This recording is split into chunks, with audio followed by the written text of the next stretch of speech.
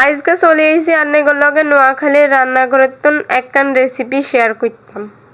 আজকে কিয়া বানাইম জানেননি? মাছের কাবাব।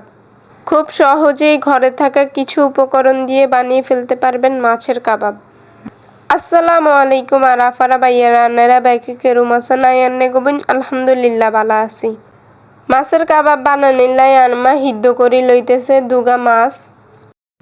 মাছের হানি ইগেনের মধ্যে দিয়ে দিছে কুদরা হলদের গুঁড়ি, নুন, লেবুর রসা। মাছ ইগিন সিদ্ধ হইতে হইতে আনমা টালি লইছে কোগা জিরা। মাছ ইগিন সিদ্ধ হয়ে গেছে অনারমা কাঁড়া ছাড়াই লইছে মাছ ইগিনের তন। আগের দিন আলু ইগিনরে সিদ্ধ করে রাখছে, আলু ইগিনরে বালা করে ডলে লইছে। মাছ ইগিনের মধ্যে আলু ইগিন দিয়ে দিছে আন্ডা ভাঙ্গি দেওয়ানের হর দিয়ে দিছে পরিমাণ মতো বেসন, দিয়ে দিছে পরিমাণ মতো ময়দা, দিয়ে দিছে দুগা কাঁচামরিচ কাটি, দিয়ে দিছে দুগা হেজরে কুচি কুচি করে কাটি।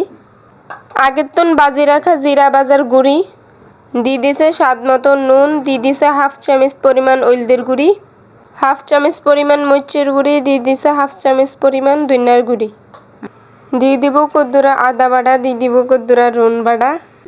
ইগিন বেগিনরে অন আদি বালা করে মাই লইব। বালা করে ইগিনরে মাখতে হইব, নইলে কাবাব ভালো হইতো না।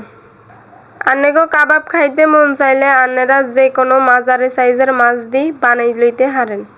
বড় মাছের আশায় থাকেন না, কাবাব যে কোনো মাঝারি সাইজের মাছ দি বানান যায়। আমরা মাঝারি সাইজের মাছ দিয়ে কাবাব গিন বানাইতেছি। আন্নেরা চাইলে বড় মাছ দিয়েও বানাইতেন হারেন। আফারা ভাইয়েরা আন্নেরা বিশ্বাস করতেন না, সব উপকরণ যখন মা খাইতেছে তখন এরুম একখান বাস আইতেছে। যেরকম আশা করছি এর চেয়ে বালা ফলাফল পাইছি। অনেক অল্প সময়ে অল্প খরচে মজাদার কাবাব বানানো যায়। এই কাবাবটা ভাত, খিচুড়ি, বিরিয়ানি, পোলাও দিয়ে খেতে আলহামদুলিল্লাহ অনেক মজা লাগে। যারা কাবাব খান অনো বানাই খান ন, তারা আজ্জার ভিডিও দেখি বাসায় অবশ্যই বানাই খাইবেন, ইনশাল্লাহ ভালো লাগবে। আশা করি ভিডিও কান ভালো লাগবে। ভালো লাগলে ভিডিও কান একটা শেয়ার করে দিবেন। এখন হাতের সাহায্যে কাবাব গুন্ডে বানাই লইব। আন্নেরা ডিপ ফ্রিজে সংরক্ষণ করে রাখতে হারেন। শুকাই গেলে আমরা ডিপ ফ্রিজে সংরক্ষণ করতাম না, ইয়াল্লাই তেলে বাজিয়া লাইয়ের কাবাব গিন অন তেলে বাজিয়া লাইয়ের কাবাব গিন এক পার্ট ওই গেলে আরেক পার্ট উল্টাই পাল্টাই দিবেন।